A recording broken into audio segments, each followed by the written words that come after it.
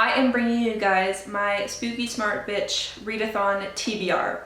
Yes, I know this is going up a few days late, but that was so that I could share my TBR with the people who joined the live show first. So we had an absolutely amazing time during the live show. I highly recommend watching it if you haven't already. We talked about all sorts of things like problematic authors and people that we're not going to read or support anymore. We talked about lots of dark elements from books, such as cannibalism and different things having to do with the body. So there's a lot of good stuff in there, and some of the people that were talking to us during the live show were absolutely freaking hilarious. Shout out to AV, who is the real MVP, like just joke after joke after joke, just killing us. So if you were there, then you'd also know that my mom sent me a bunch of grandfather sweaters that I used to wear in university. They're actually grandfather sweaters from the grandfather of my old university roommate. So this is one of them. This is like my favorite, so I'm wearing it for this TBR video because like they just don't make patterns like this anymore. Like, where are you gonna find a pattern like this? Like, god damn, it's beautiful. But anyway, today I'm doing my August TBR. So this is for both the Spooky Smart Bitch Readathon and also the Women in Translation Readathon hosted by Jennifer at Insert Literary Pun here, which is from August 24th to 31st. The books that I'm using for that readathon overlap with Spooky Smart Bitch Readathon, so I will address that when we get to it. So I have 11 books on my August TBR, and I honestly cannot wait to get to all of them. So go ahead and leave the TBR that you are going to read for our readathon down below. This is just such a great way to get recommendations. I've got so many great recommendations from you guys. Please do leave those comments down below. Send love, I'll send love back, and let's get into it. So the first book I want to mention is the group read, which we picked based off of your guys' votes. So this is The Graveyard Apartment by Mariko Koike, who is a Japanese female writer. This book was originally published in 1986. So this, if you're going to read it for the readathon, checks off 4 of the 5 challenges. So this is just shy of the 400 mark, so you'd have to read this book and a 400 pager to complete all of them. But I mean, if you wanted to do it really quickly, you could read this and then like a 400 page manga and just, you know, call it good. But The Graveyard Apartment is about a family that's looking for some place to live, and they move into this apartment which has like really great tenancy agreement. But then the reason why like the agreement is so good and also the rent is so low is because it's right next to a graveyard. And slowly, one by one, the people that live in the graveyard apartment slowly start going missing or moving out. You're not sure which. And I just think this sounds really creepy, and I love things set near a graveyard because I'm terrified of them, like in real life. I hate going to graveyards in real life. Nah, they just freak me out, but I'll read about them though. So that is the first book I will be getting to. So everyone make sure, if you're going to pick up the book, please do read it because we will be discussing it at the end of August during our final wrap-up live show, which is going to be a pizza party. So make sure you have that book read. Oh, I also want to mention The Graveyard Apartment works for one of the Women in Translation Readathon prompt, the published pre-2000, because this book is a 1986 release. So that is the first of the 3 challenges there. So next, let's talk about the translated prompts. So I have 2 I want to get to. The first is Toddler Hunting by Kono Taeko. I've never read this author before, but she is a female Japanese author, and this is a set of creepy, weird short stories, and I don't know, something about the title Toddler Hunting, just like perfection. I just really want to get to it. It's also not that long. This is also for the Women in Translation prompt for Read a Book from an Indie Press. So this is actually from New Directions Publishing Company. So always out to support indie presses. My other book in translation I'm going to read is Little Eyes by Samanta Schweblin, which during the live show, all of you were like, that sounds so creepy, and I'm like, yes, totally agree. So the Kindle edition I got has the panda bear cover, but then there's also a cover that has little eyes on it, and it's because this is a world where there are Kentukis, which translates to little eyes. And you can choose to be someone that controls a Kentuki, which is like a little motorized thing that has an eye that follows someone, or you can sign up to be watched by the Kentukis, and like they'll follow you around and monitor like everything you're doing.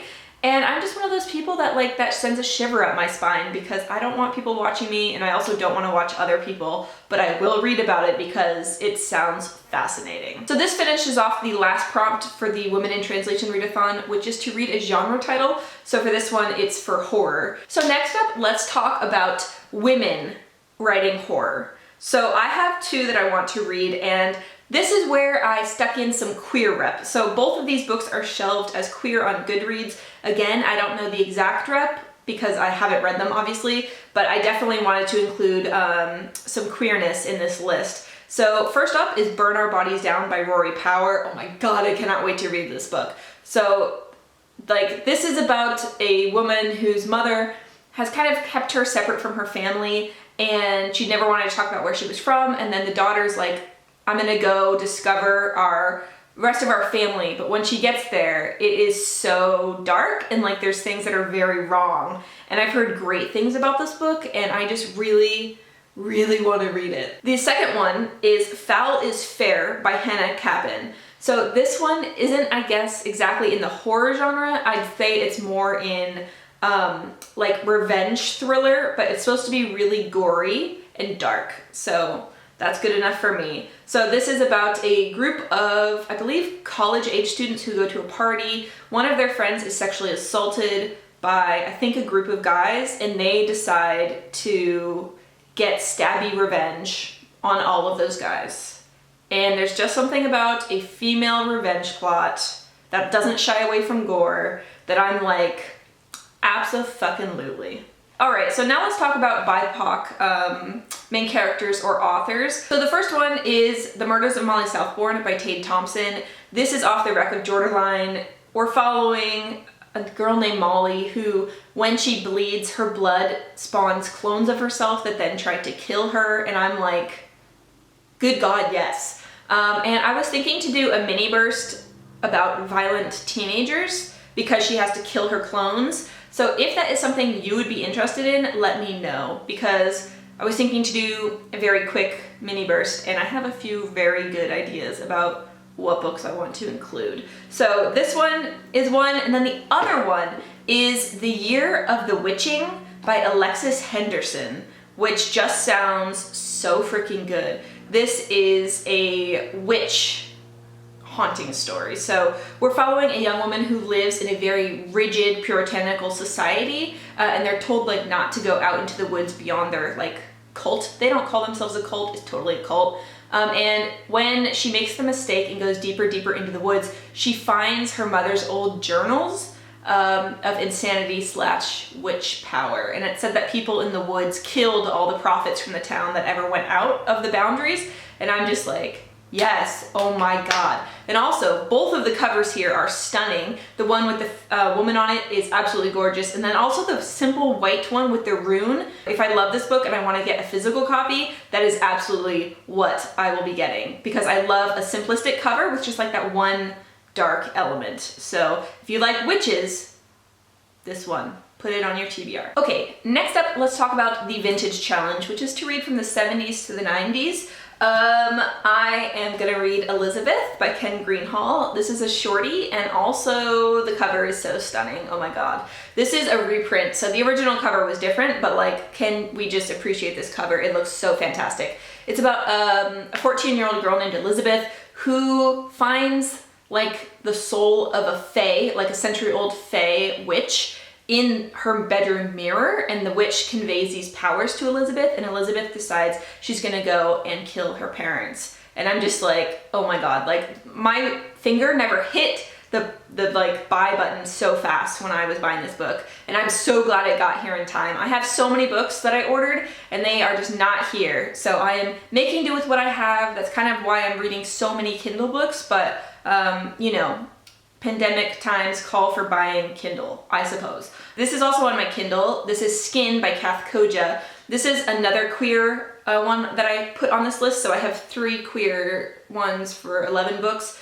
So I just wanted to put them in here to get more queer rep, because I looked at my list and I was like, like there's not a queer book to be seen, like, let's remedy that. So this one, actually, I bought 3 years ago on my Kindle. This is one of the oldest books on my Kindle that has not been read. And I was like, shame on me. So this one is about two women, okay? One is a welder and a sculptor who works with metal. The other one is like a performance body artist and deals with scarification. So I think, honestly, the reason I haven't read it isn't because of the queer love story. I love a good queer love story. I think it's because their specific queer love story deals with, burning metal and cutting and bloody body stuff. So it's weird, like if someone is fighting each other in a book or like being violent and like they get cut, I'm fine. But there's something about it when it's scarification that I'm just like, it just, makes me feel a little sick. So I will try my way through. I've never attempted to read it yet. So this will be that month and I will let you guys know, because I know that Jordaline was talking about Cipher, which is by Kathe Koja as well, which deals with black holes, I think, opening up in a house. Yeah, so black holes for Jordaline and queer bloody love story for me. Love that. Okay, and the two last ones on my list are for the 400 plus page challenge. So I am planning to read my first Stephen King ever. I was going off of your guys' recommendations and it really seemed like y'all like The Shining, Misery, and Pet Sematary the most. And I decided to just go for the smallest one of all three, which is Pet Sematary. And I'm really excited to read it. I think that if I was going to like a Stephen King, like this might be it, because I love animals so much. So I think anything having to do with like them dying or being reanimated will both freak me out and make me cry at the same time, definitely. Like I'm an animal crier. Like if anything happens to an animal in a movie, I will cry. So I think that this book is gonna freak me out and maybe scare me a lot. And if I can't sleep, I totally blame you guys. And the last book for this is, I'm also gonna do Frankenstein by Junji Ito. This is a retelling of Frankenstein with Junji Ito's illustration style. He's from Japan and he's one of like the premier horror illustrators, I would say.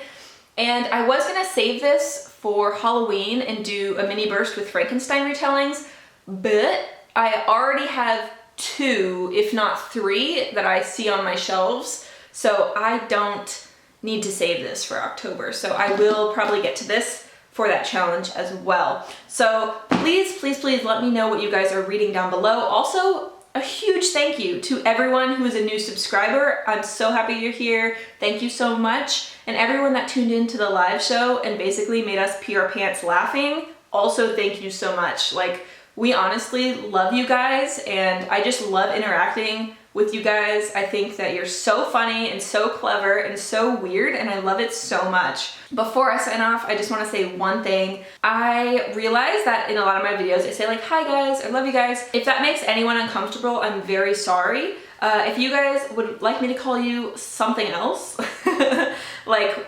weirdos or like whatever you'd like, leave an idea down below because it's something that I've been thinking about for a while. If you guys want like a channel follower name or something that is non-gender specific, because I've just always said hey guys and I realized that could make people feel bad, so I don't want to do that, and I will try to do my best to fix that. But yeah, if you guys want to be called anything specific, then leave it down below. I'd love to hear it because all I can think of right now is like, hey weirdos, which is fine because I like being called a weirdo. I like it, but just let me know. Instead of leaving an emoji, leave the idea for what you would like to be called down below, and I will send you lots of love down in the comments. And yeah, I really look forward to hosting this readathon and interacting with you guys and just, you know, reading more spooky, smart shit. And with that, I'm going to sign off. So I will check in with you guys later, and I hope that you're having a beautiful day. Bye!